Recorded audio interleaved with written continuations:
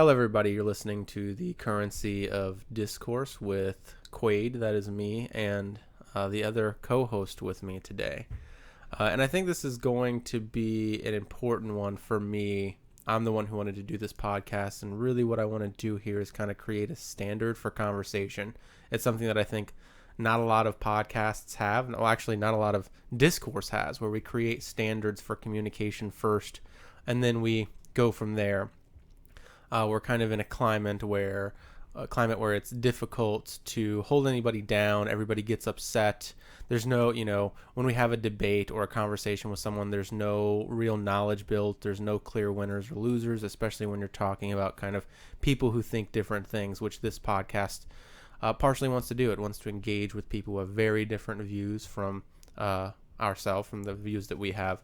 And so I thought this would be a good one. This is kind of like, if you want to know whether or not you're going to watch this show, this is probably going to be the one to listen to, because this is kind of like the biggest thing that I can give that I think is going to differentiate us from other podcasts, and that I think is kind of the most attention-getting aspect of it. So, if it doesn't really work here, it's probably not going to work anywhere else, but that's a different conversation for a different time. So what we're going to do is I have a list of things that I kind of keep in my mind when I'm about to have a conversation with somebody, and I'm going to share some of those with you, and I'm also going to talk with Jay. Oh, shit. That's good, man. And I'm also going to talk with the other person over here. This is just too difficult, man. It's too difficult. Your name is Jay. Like, nobody's going to assassinate you. Yeah. I don't think. But anyway. Well, give it time. We'll see how it goes. Anyway. Now I'm so jinxed. So now so the point is to have this conversation and set these standards now, so that way we can be held to them. We can hold ourselves to these kind of limits and expectations, and we can hold our hosts to these to certain expectations, and we might end up doing smaller versions of this when we're interviewing people or when we're debating with people, but here's kind of like a general outline of what you can expect to hear and see as we talk with hosts. And so all that being said, I do want to just kind of throw some pitches in here. We have a website that's going to be up and running here soon. We've now created a Patreon page. It costs us money to run this thing, so we're basically just trying to get to the point where we don't have to pay to do the thing we enjoy anymore. And then we'll worry about the other stuff later. There's great devices or other things to like enhance a show or improve a show. But right now we're just trying to pay for our SoundCloud so that we can get this out here.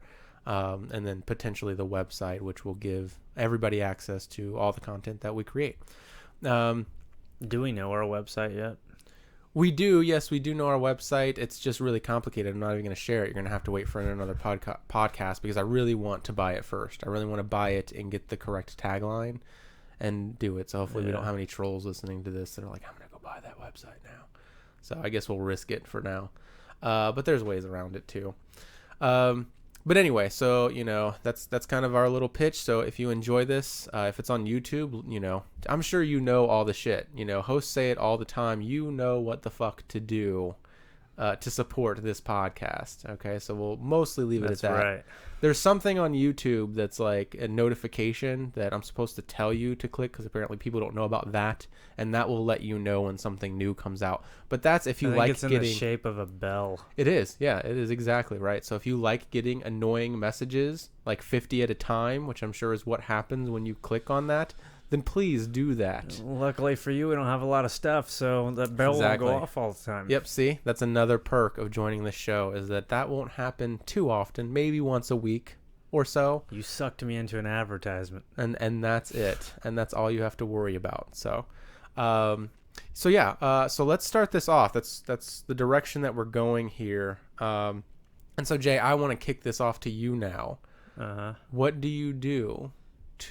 What are some standards that you have for conversation? What do you expect when you're engaging? And this, by the way, works with anything. When you're engaging with a news source or any type of where you're interacting with somebody else's words or thoughts or ideas or claims and arguments, how do you go about, okay, I'm going to believe this or not believe this?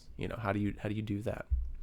Well, let me start with you brought up news source. I mean, so that's where most of us get our first introduction to an idea through the news, or like maybe mainstream media might be the first place we hear something. So let's just say I'm watching your ordinary run-of-the-mill show on CNN or Fox News. Okay, so the first thing that I might be looking for is who is the one that's presenting the news to me, and is their reputation as a commentator or journalist convey reliability in terms of generally what they are saying to us or what information they're giving to us. So that might be something that I look at first in a particular segment that they're in. Maybe if they have a guest, I'm evaluating who that guest is as well, what their reputation is, what their background is. Same for the anchor. And then in terms of the specific information that they're conveying to us, I'm listening for what source they're using and where that's coming from. And then of course I'm going to want to track down that source to figure out if what they're saying to me is actually truthful or not, and whether that source is reliable. So I think I might, let's just start there and see, see what you have to say. I think that's a great start. Yeah. So kind of just thinking about like, that was a general schematic that I want to boil down. And, again, this is the important part here, which are those standards, right? So you can I already started thinking of someone in my head who does this that might come to very different conclusions than you, right? So for instance, you're looking at the author, right? And I'm sure lots of people look at the author, right? Well, I guess with a news source, I'm looking at the speaker that, right? You're looking at, I don't unfortunately watch too many like mainstream outlets. CNN, Anderson Fox. Cooper, Tucker Carlson, right, yeah. these kinds of names. Right, Rachel Maddow, right? Yeah, right. Yes. So, but you can look at those and be like, those aren't credible, and then you move on, right? Mm-hmm. Whereas you're going to look at Sean Hannity, or you're going to start to look at Bill O'Reilly, and you're going to be like, oh, that's very it's Bill O'Reilly, of course it's credible, right? So you're just having in your head, well, I'm going to look at the author. What are your standards for the author? What are you expecting when you go to look into the author, that they have a certain degree, that what is it exactly that their reporting is more correct than incorrect? Are you going to analyze all the reports to figure out whether or not they're more or less correct, right? It becomes hard to kind of set those standards. Sure. We need simple rules that we can kind of look at and say, okay, we made this simple rule to what to look for, and here's what they have. And the simple rules we're talking about, that giving us the ability to make a quick judgment? Yes, quick judgment. So, for instance, one thing that you can do, which I do and I think is fair, which is where did they get their degree and what they get it in, right? That's something that I did. We're going to have another podcast, by the way, where we implement this on certain sources to give you a sense of what this looks like in real time. And I think that'll be a really helpful podcast too, but there's some things that I want to do first. But yeah, so in terms of looking at the author, where did they get their degree and what they get their degree in? Now, does that mean that they are fully credible? It doesn't, but it's a starting point. It's a standard we can set. So if we look at authors and the author doesn't really have a relevant degree in a certain field, I'm going to trust them less. Okay, it doesn't mean I don't trust them at all. I'm just going to take them down one notch, You've got an astrophysicist writing a book on biology. Exactly, and you're going to be like, you are not a biologist, you're an astrophysicist. You still have a degree, so maybe that'll give you some ethos, but you don't have the relevant degree. So I have to be fair and give you less, the highest being somebody who is an astrophysicist talking about astrophysics, right? And you can even differentiate that, by the way. There's a difference between an author who is actively publishing in a field, because that person is constantly being updated with the new information, versus someone who, let's say, hasn't published in 50 years. And they're still spouting off the same theory that they started with. Yeah, that's also another thing, right? Their theory hasn't evolved at all. That might be something else to look out for, right? That's fair too. But the point is that we can't be assured, because they're not publishing, that they're up to date on all the current stuff. And so I can't be confident that you are talking about, that you're encompassing as much as the information that you can, right? Because I don't know what you've looked at. If you're publishing, I can be more assured, because if you want to publish, you have to look at the most current data. So again, that's another thing to look at, right? So kind of some standards for the author then, which is what is their degree? Do they have a degree that's relevant in their field? And is that important too? So is it important for a journalist, if they are interviewing an astrophysicist, to themselves have an astrophysics degree? Maybe not. It would be ideal, wouldn't it? It's going to allow them to ask more useful questions, probably. Absolutely. But at the same time, I think in terms of interviewers or journalists, it might be a strength sometimes to maybe be more ignorant. It allows you to ask questions that the audience would be interested in hearing too, because they're not astrophysicists. So I'm not sure. Interesting about that. No, that was a good discussion. Because it offers you a level of curiosity that another astrophysicist might not have. So they're going to skip a layer of understanding because they're beyond that. Yeah. So what we have here are things to really think about and consider, and then kind of like questions to ask. They're not going to be standards in the way that we've been talking, but they're still important questions to ask. So do they have the degree, and does that change the conversation? If they're making a claim themselves, we would probably say if you're writing a report and you're making claims, your degree is immediately going to become relevant. If you are engaging with somebody else and they're making the claims, your degree's not as relevant. Okay?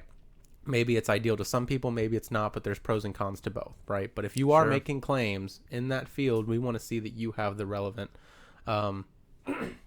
qualifications, or some type of relevant qualification, right?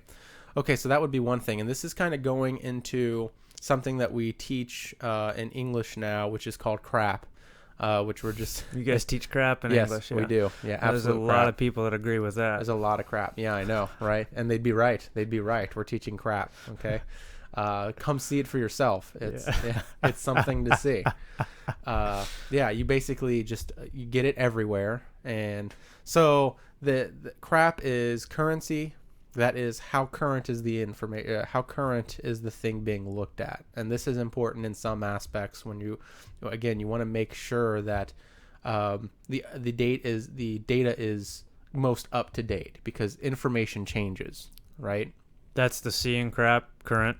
Current, right? Yes, currency. So how current is the article or whatever you're looking at, right? That's an important aspect. This is specifically, by the way, for writing academic papers. So it's useful in one sense. It becomes less useful. But again, if this is confusing you too much, the only things you need to latch on here are we're creating standards. We are going to apply this in another episode so that you can see what it looks like. Okay, we're going to make it really simple here. So crap, that's what that is. What is its currency? You can look at, I'm going to go through these quickly because they're not that important. They're not the most important standards I want to set, but especially since I think they work more for academic conversations than really outside of academia. We're talking about, again, to just stay on point here, everyday conversations. And we might still be talking with experts, but we're having an everyday conversation with that expert. It's not an expert talking to an expert. We're not even necessarily reporting. We're engaging with the ideas. We're seeing what's new there. So there's crap. So currency, relevancy. So how relevant is the information to their claims? That's going to be another thing. Then you have authority, and that's what Jay was just talking about. What's the authority of the person who's writing this article, or where this article's coming from? Because you wouldn't want to just look at the author, right? You would want to look at what platform are they on. This is something that you were actually saying earlier, where you're like, what other platforms have you been on? And is that something to think about? Because for instance, you can have somebody who's an astrophysicist and he goes on a show and he goes on Joe Rogan, let's say. Is Joe Rogan, a science podcast? It's not really. So does he lose credibility for going on Joe Rogan? And so I'm not saying he does. What I'm saying is it can be difficult to create a standard. The presentation is going to be different on the Joe Rogan podcast as opposed to him going to a conference. In their the annual conference in their field. The presentation is going to be different for that, which means that you're probably going to get more accurate information from the presentation at the conference because of who he's speaking to, rather than more just a popular audience, or a curious audience. Does that make sense? Yeah, it does. And that kind of goes into another thing, which is essentially you can expect different standards for different mediums, or for different documents or types of documents, articles written in different kind of like what we would call genres, right? But so we have those, and we'll recognize those. We'll recognize the fact that you can't expect the same thing from different sources. So that's something that we'll try to do. I think the precision that you're going to get from that, scientist at that conference is going to be sharper than when he's at, when he's on Joe Rogan's podcast. Right. But the thing is, and then we also want standards that cover that. It's like we want to see these in all sources. They're not particular to any source, right? So, you want that precision on the Joe Rogan podcast, is what you're. Actually, not exactly. Not exactly. What I am saying is it's something to consider. So, for instance, he might be being less precise, but how precise is he still being? Right? Mm-hmm. Has he dropped all his qualifiers that he needed to make precise judgments, or is he just dropping some of them? Is he being just a little bit? Because I think we could say like, well, you are in a more informal setting and you're trying to get people to understand a complex topic, right? That tends to happen. And actually, now that you're bringing this up, there's a specific there's a really good episode with Joe Rogan where he's talking to a scientist, and there's this back and forth. If I could find the clip, I might insert it in here. Probably not, because it's been a little bit, but essentially the conversation goes with, I can tell you exactly what they were talking about. They were talking about vaccinations, and this expert this expert actually studies tropical microbes. So microbes in the tropics that might get you sick, or what it's like. Yeah, I'm very familiar. Yeah, some anecdotal evidence there. But he essentially goes on to say, like, he says something like vaccines probably don't cause any problems, like he's talking about like Lyme disease, I think, is what Joe Rogan's talking about. I can't remember, but he's talking about something specific. You don't need to go to the jungle for Lyme disease. What? You don't need to go to the jungle for Lyme disease, but sorry, go ahead. Like ticks or whatever. Yeah, just go outside, man. But so they're talking about that. He's not talking about the jungle or the tropics at all. He's just talking about that there are families that claim that vaccines gave them Lyme disease or something like that, right? And so the doctor's just like, well, I sympathize with their anecdotal experience, right? But there is no evidence that does that. It probably doesn't, And then so Joe Rogan's like, well, what do you mean by probably?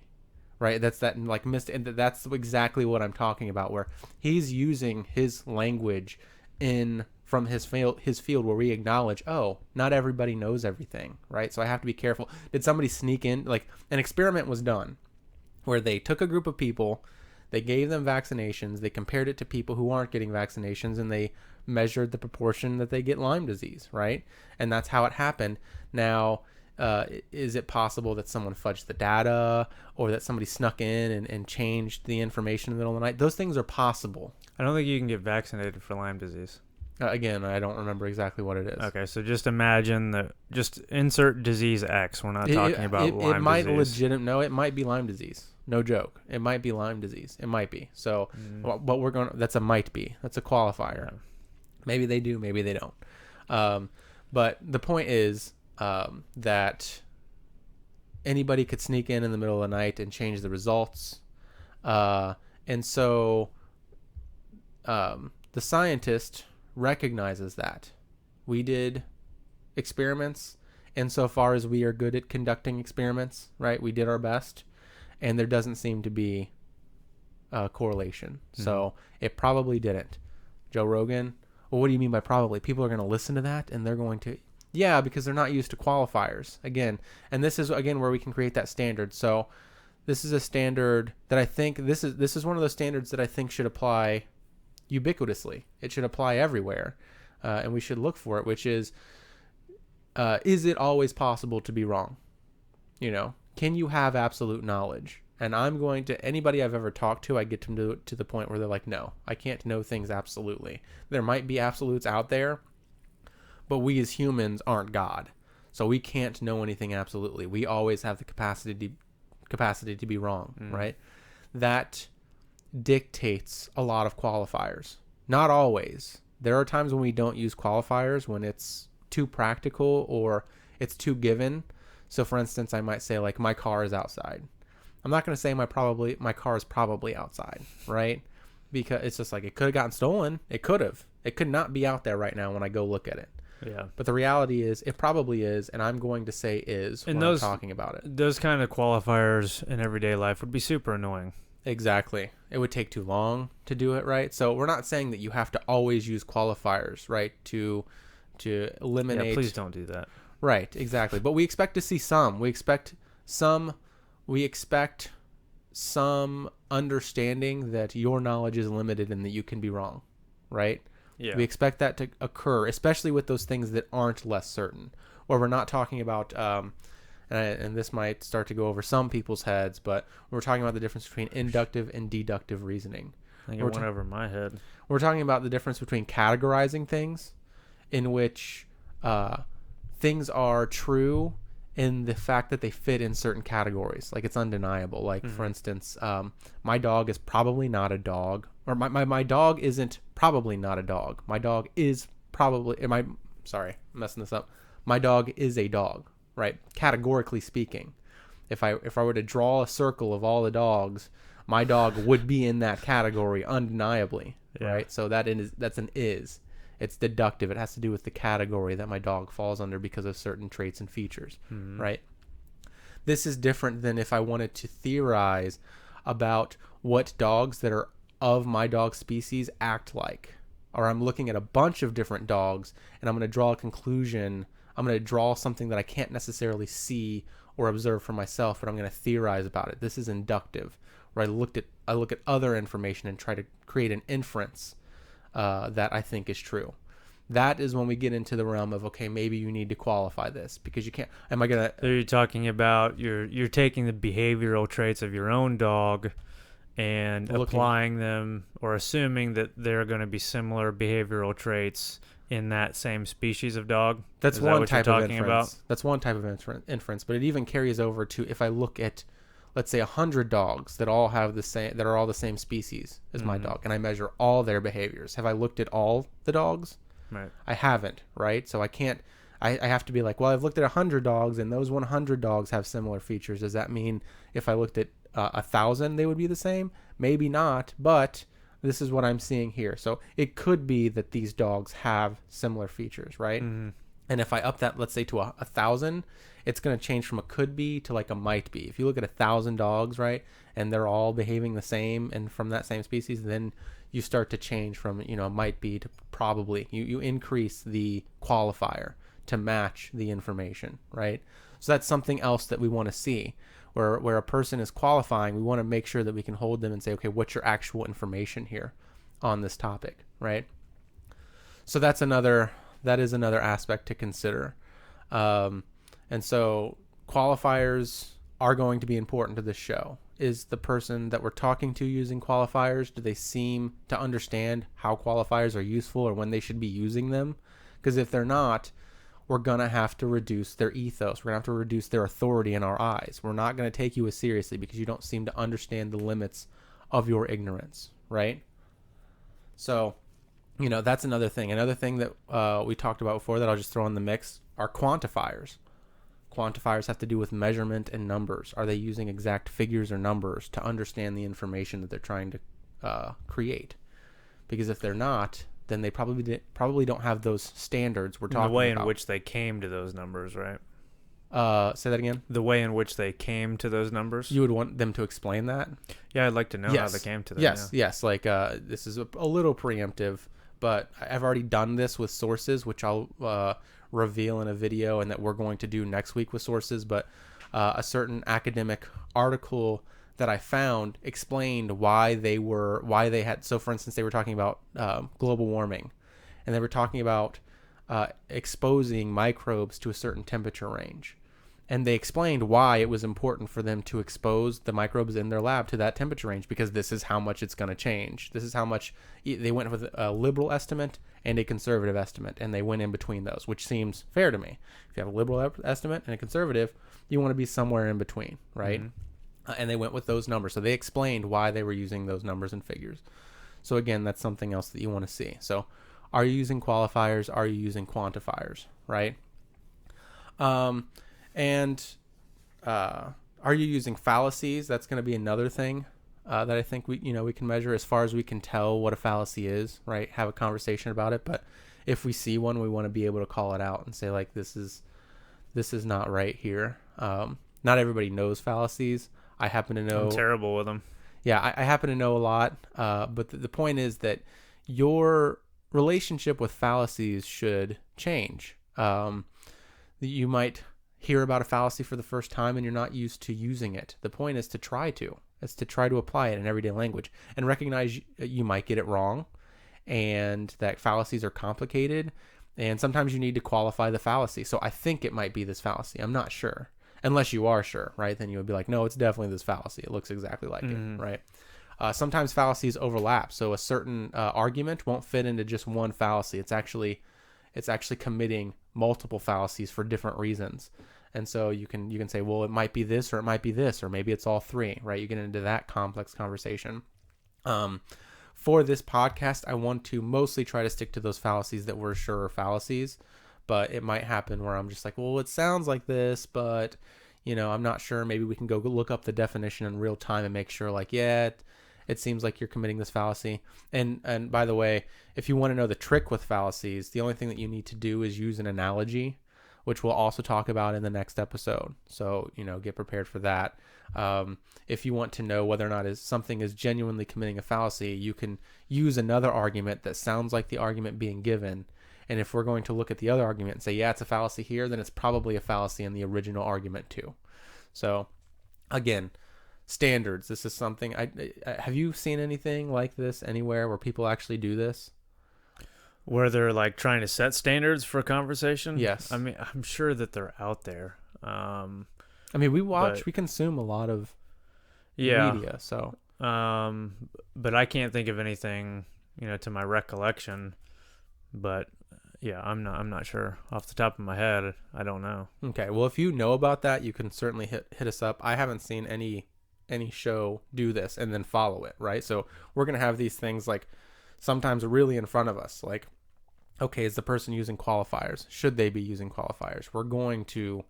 I mean, I'm sure that I learned a lot of these concepts that we discuss off air, when you and I are talking, a lot of that stuff I've picked up through argumentation classes, when I was in school, but I don't know that, it's not necessarily the exact same thing that we're talking about now, but the things that we're discussing make sense to me because of those courses I took, back in the day.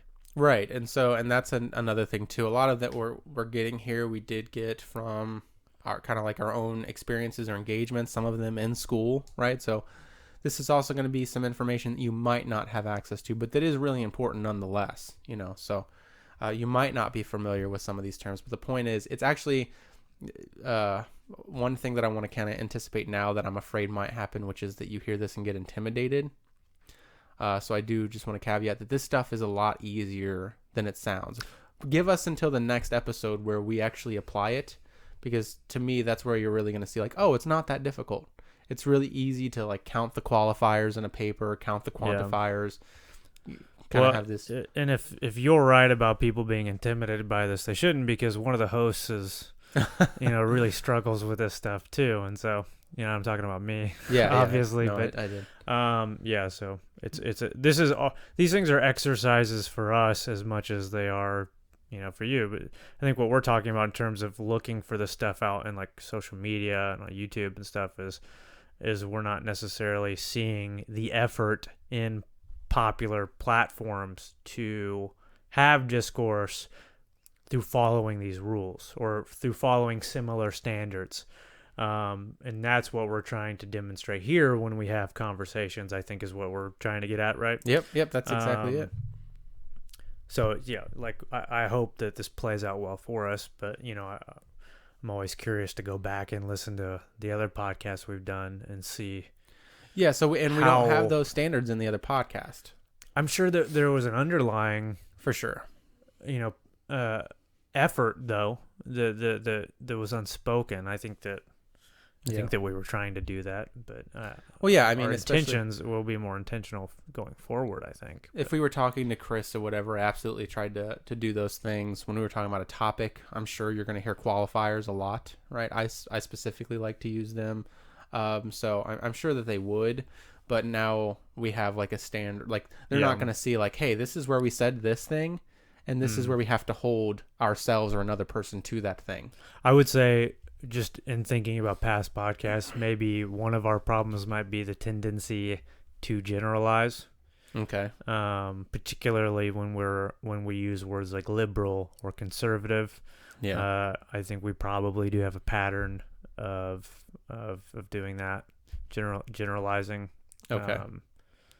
But When we also addressed that too in a podcast with the political labels, right? That's where we tried to address those generalizations. Well, what exactly do we mean when we say this, right? We're trying to be more specific. So yeah, I think I covered that with conservative at least what my view of it is, or what it should be, not ought. But I don't know if we got there with liberal. But yeah. Well, maybe that'll be a different podcast. But so for this one, there's a couple other things you brought up. One is like you don't always have these terms down, right, or know exactly what they are. I'm going to provide links to some pretty basic websites. One is from Stanford. Another one I think is run by Harvard. You'll have to double check. It is run by a university, but their encyclopedias, philosophical encyclopedias with sections on critical thinking, so that you can go look for these terms yourself and kind of start to become familiar with some of them. Again, start to use them. You're not going to be perfect at it, but the point is, if you actually want to engage in effective dialogue and eventually, what this is about, it is about, for me, convincing some people.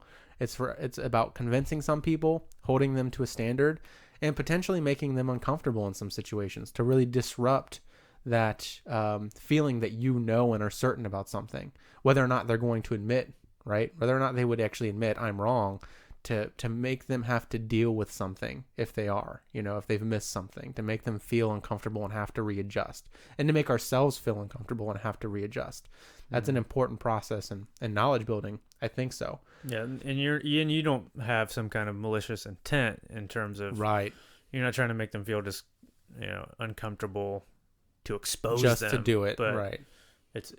You're talking about from a learning perspective, right? And it's the same thing with us. What I'm going to do with them, yeah. I've done with myself a million times over.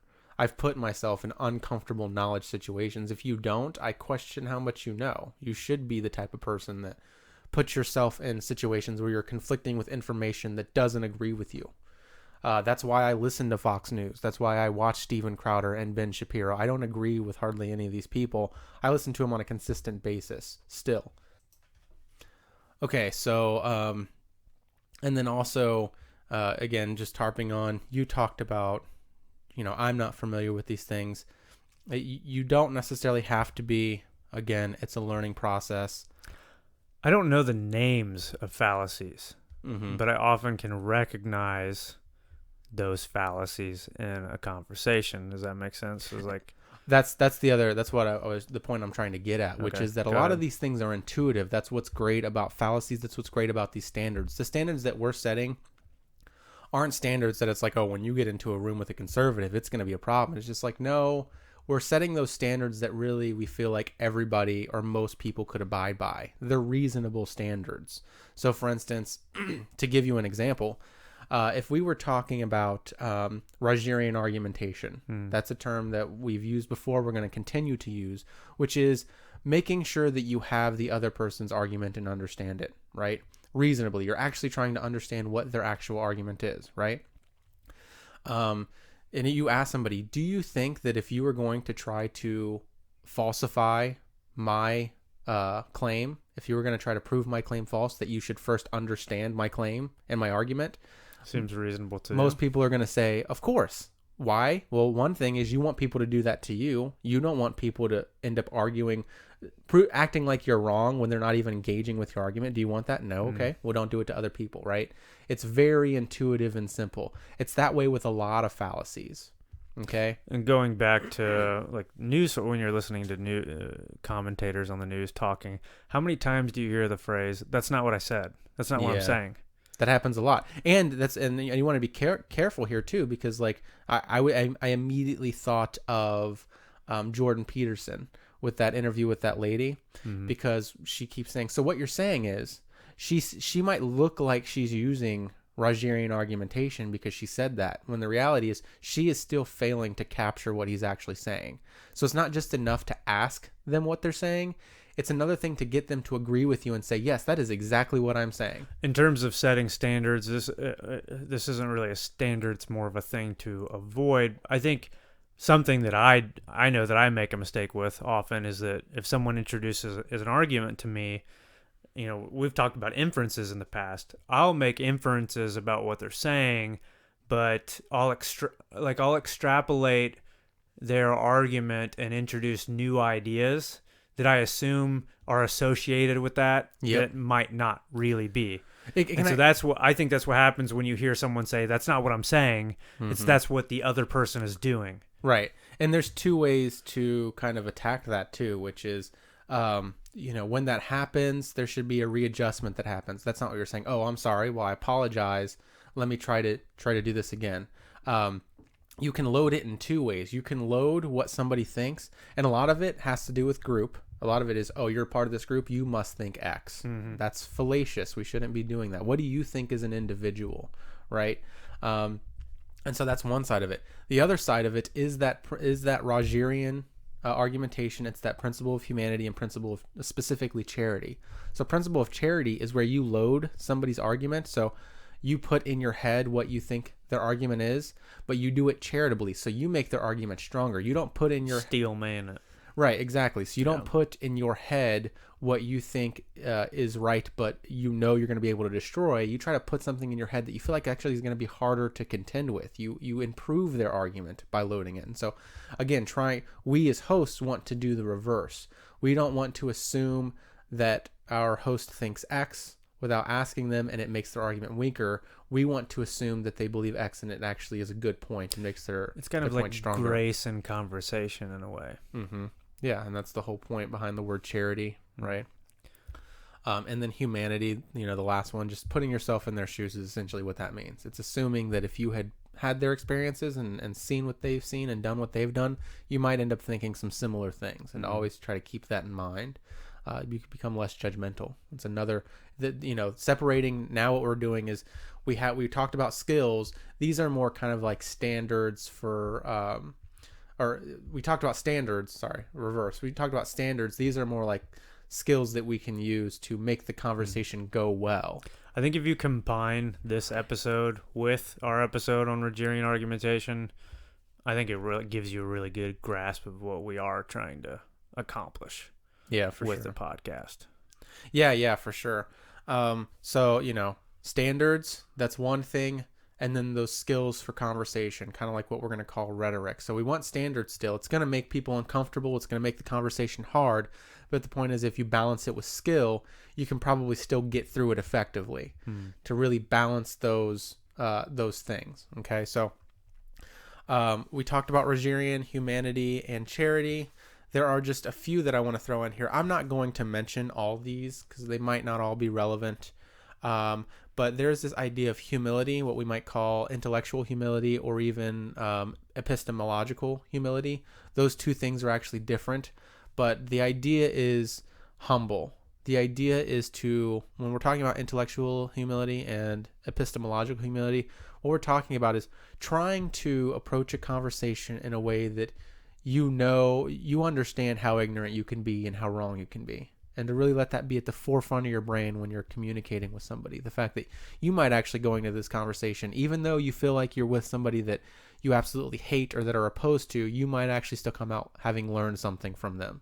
And that's important, right? So that intellectual or epistemological humility, recognizing how wrong we can be and approaching conversations, really trying to approach conversations like that. I've said this before, so maybe this can kind of solidify, we're going to call it a skill instead of a standard, trying to separate those two, which is to go into conversations trying to learn more than we know, right? I said that before. So going into a conversation feeling like I want to see what I can learn from this conversation, not what I can tell that person that I know, right? So really try to do that. And again, these are skills that you can expect. I guess they are all standards, but things that you can hold us to. Where if we're not doing that, maybe you heard one of our conversations that we're talking with somebody, and you go like, hey, you really just pretended from the forefront like you were right about that thing, and you didn't engage. Like, what does this person know? We're not doing that. So then we're like, oh shit, now we have to. And we have to go back to the drawing board and really fix and rectify that. So things that you can hold us to, or maybe we'll have an explanation. Well, here's why we didn't do it. We'd already asked him what he thought, so we knew it. This show isn't about avoiding conflict. I don't think it's about being effective even when there is conflict. It's about dealing with conflict. Yeah. So, that we're looking for collaborative approaches, to try and find solutions together. And if there is conflict, it's not about winning or losing or defeating the person that we're in conflict with, right? It's about gaining. Finding a solution with that person. Exactly. That's exactly it, right? We're trying to gain things here. We're not trying to break things down so much. Where that does kind of come into play, though, is if we're listening to somebody and we have kind of these standards or rules, and especially if we're talking to them in real time and they've already agreed with us, they're like, oh yeah, I think those things you should expect too, right? And additionally, imagining a scenario where there isn't agreement at the end of a conversation, that you can walk away from it peaceably and pick it up again in the future. I mean, because there are occasions where you come into conflict with someone in conversation and it goes sideways, and it's like, this is never coming up ever again. Yeah. And in any useful manner. And we want to avoid that. Right. To sort of feel like we have things to build off of. Is that Sure, the idea? yep. Rather than feeling like the floor has been swept from underneath us. Mm-hmm. So yeah, exactly. That's kind of another point too. But you want to, so even if that person agrees with us, right? If they start to not exhibit those manners, then, so you've already said you should be using qualifiers, right? So this person's already agreed. We've already agreed that when we're talking about most, it should really be over 50% to some capacity, right? Maybe if we're right around 50, maybe we'll say it should be half, but we're getting into semantics there. But let's say, he says most dogs are brown, right? He makes that claim. And then I say, okay, well, what study, how many dogs did you look at? Where was the study done? He goes, well, I just kind of looked at some dogs. And it's just like, well, then how can you say most, right? You have to hold them to that. And if they're not doing it and they refuse to, that's on them. That might become a point of conflict in the conversation. And then you find out the guy's colorblind. Yeah. I did. Like, yeah, I know. And then so we get into problems with different perspectives. But the point is, we're not going to not hold them to that standard. That's going to make them uncomfortable. They might even get upset, right? But what will certainly happen is if they do get upset, hopefully in the listener's mind, and especially in my mind, I've reduced their ethos, their authority. Well, then I just don't trust you as much. If you can't admit this small thing that you didn't have the information to back up what you were saying, I don't trust you as much, and neither should our listeners. So it's not that that's not going to happen. So when we're talking about like bringing them down, right? We want to build things. We don't want to bring them down. We might actually bring them down, but we're not going to do it advertently. We don't want to just do it. We want to create standards, and if they meet those standards, then we trust them more. If they don't, then we don't. Maybe this isn't. I'm going to pitch a question to you. You take it however you want. Is there a totality to trust, or can you trust someone in one avenue and not trust them in another? No, it's going to be really complicated. But and this is, we're back to the credential thing, So you're going to trust what somebody says to a certain degree, who is an expert in astrophysics. You might just start off trusting them less if they have a degree in another field. It doesn't mean that by the end you might not trust them more, but you're going to take things into accommodation. You're actually going to try to do some math in your head, right? That's the whole point here, is to create some type of standard that you can try to. And by the way, this is a good time to kind of bring this into the fold, which is, so again, it's not about tearing down. It is, on the whole of it, trying to build with the person we're communicating with. But there's two caveats here. So sometimes I am going to, and I would expect you to, trust that person less, or trust the conclusion that person is reaching less if they're not doing a good job of explaining it. Does that mean that they don't have any authority now? It doesn't, right? Does it mean that their conclusion is wrong? It also doesn't mean that. It's about reducing our trust in it. It's not about eliminating it, right? So And I'm sure it'll get more complicated the more conversations we have. But the point is, if we have someone on the show and we say, "Hey, man, you're not meeting your standards," and let's say that person is a climate or a climate change skeptic, right? And they're not using those qualifiers, then it's like, well, it doesn't mean you're wrong. Global warming could still be false, but you're not giving me any reason to believe it, and I don't trust you because you're not, I don't trust you to a certain degree because you're not doing these things. And but if let's say they were qualifying really well, they had good information from good sources, backed up with what they were saying, then we might start to say, well, you're not an expert, but you do seem to understand this to some degree. Does it mean that you're right and that global warming is false? Not necessarily. We would need to talk to some global, some actual scientists too. But you've made a good argument, and to be able to say that doesn't mean it doesn't mean you're 100% right. It doesn't mean you are 100% credible, but we're going to treat you on the spectrum, essentially. Does that make sense? Yeah, that makes sense. Okay, so again, creating those standards, even though the whole idea is knowledge building. I want to talk about intellectual courage, because that's something that Jay brought up, but I still think is going to be really important, and fair-mindedness. So intellectual courage, did you want to talk about it, or do you want me to? Well, I mean, just for me, intellectual courage in this day and age is being willing to, and my understanding of is that, and from my perspective, is being willing to speak the truth when it might not be popular. And always we want to structure society in a way that allows for those uncomfortable truths to be discussed and spoken. And I'm not sure, and maybe it's always been this way and it's just a different topic over different generations, but this intellectual courage seems to be something that's being pushed down now rather than lifted up. I don't know. Yeah, I think there's multiple aspects to this idea of intellectual courage, and that's just one. This idea that you want to be able to communicate about things, and this is how I would boil it all down. This will apply to your situations too, but even in instances where it becomes hard or uncomfortable, right? Or I mean, when you're uncomfortable, usually it becomes harder, right? So the point is to pursue knowledge even when it gets hard or is difficult, right? And so we've talked about this before. When I think of intellectual courage, I'm focused on the external. You're interested in the internal. Yes.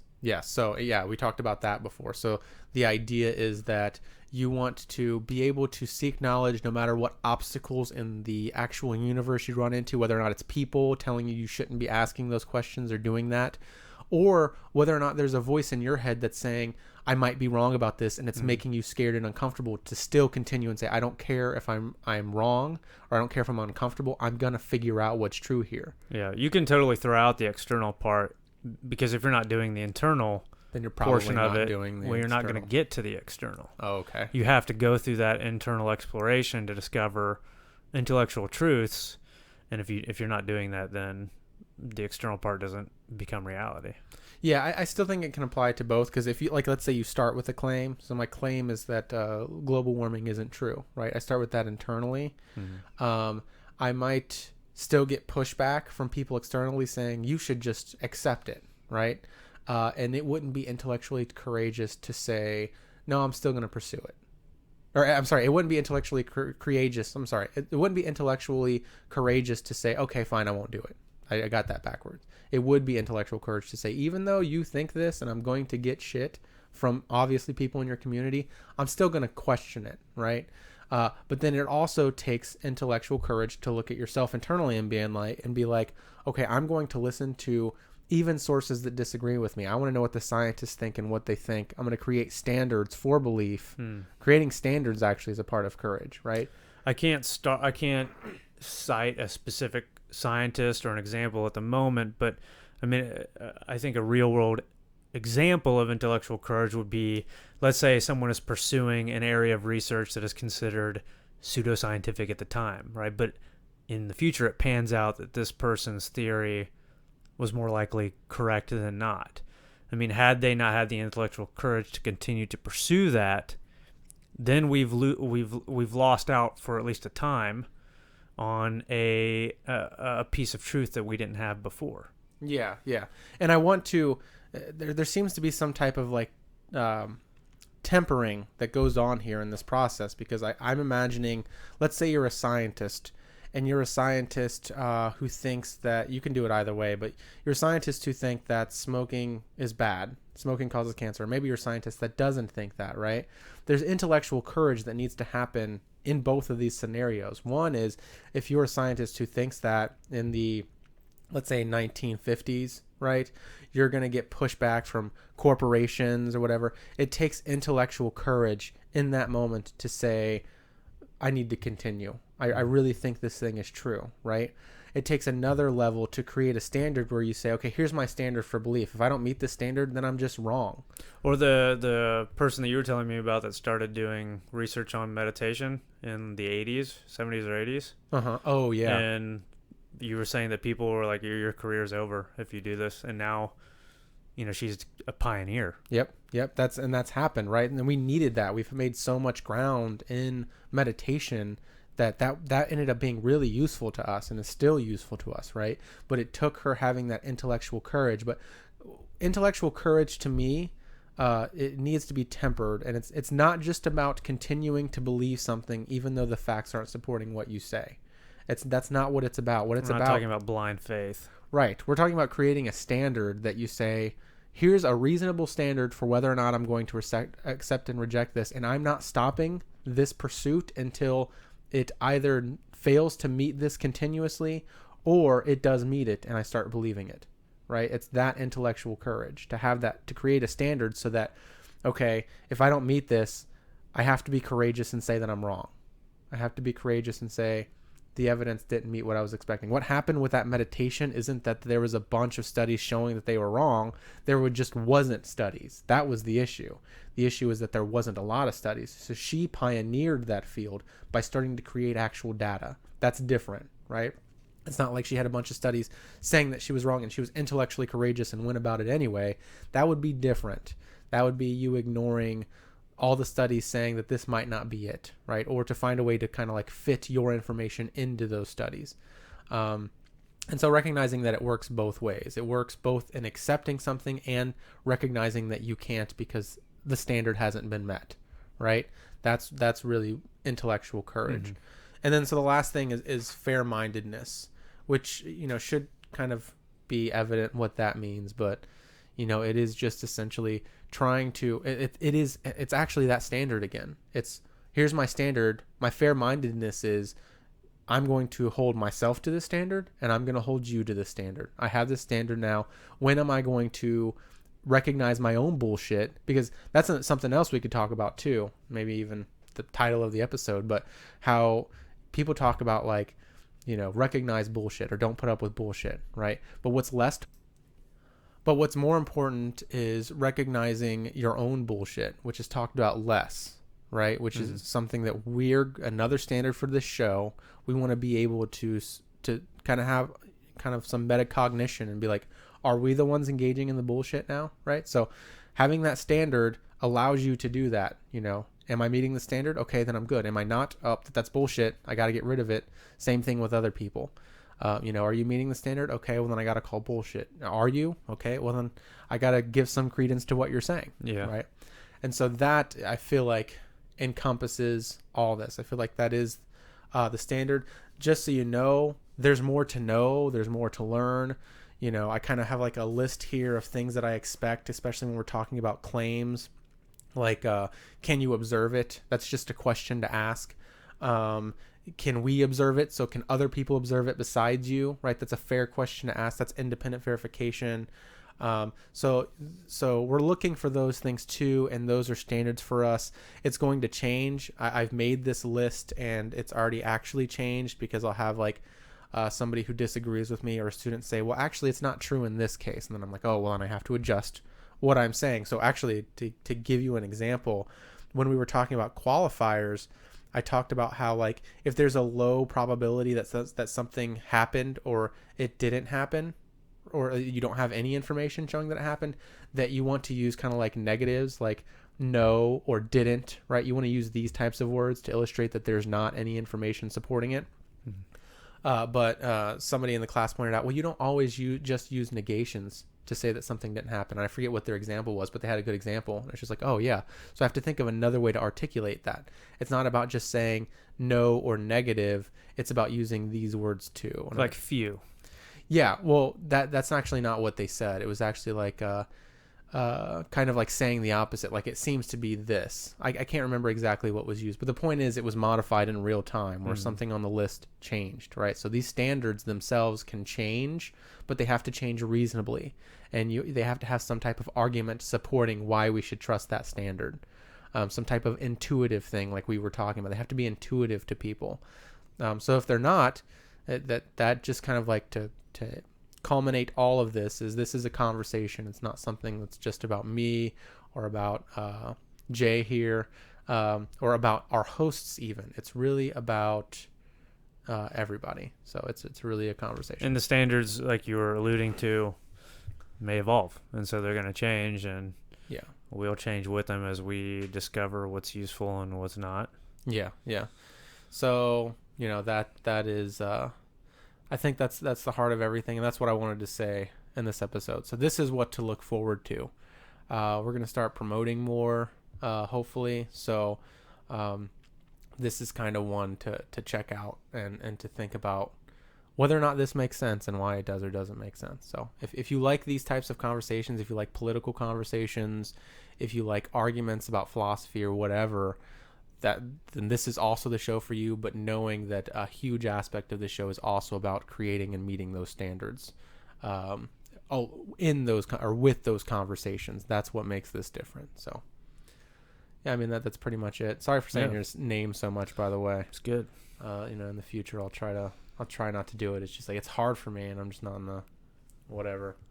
I don't know if that's disrespectful. I'm sorry, Jay. No, it's good. You're not even really saying my name. It's I know. You're saying a letter.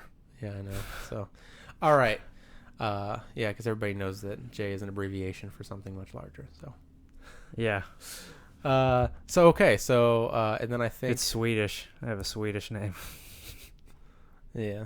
So, is that pretty much what we got? Yeah, I think so. I don't have anything else to add. Okay, and I think that's great. So, provide feedback, comment on any platform that there are. This show is on a bunch of platforms now. So if you listen to your stuff on Apple, if you listen to it on Spotify, if you listen to it on TuneIn, we are pretty much across all those platforms. So find the one that works best for you. Like we do have a YouTube. If you use a platform that we're not on, and you're like, hey, I would probably be more likely to listen to you if you were on this thing that we've probably never heard of. Then we'll try to get on that platform. Yeah, I don't know. Yeah. So you can reach us at currencyofdiscourse.com. We do check the email. Is that the email? Yeah.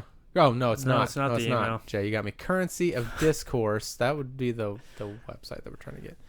Currency of Discourse at gmail.com. So it's currency of discourse at gmail.com. You can email us. Every time we try to explain where we can be contacted, we screw it up. Do we? Every time. Yeah. Oh, shit. Well, I feel like I screw it up. So I've been the one screwing it up. But that is the email, currencyofdiscourse at gmail.com. The website isn't fully up. Hopefully it will be. A bunch of different platforms, everything else. And I think that's it. All right, guys. Have a nice night. Good night.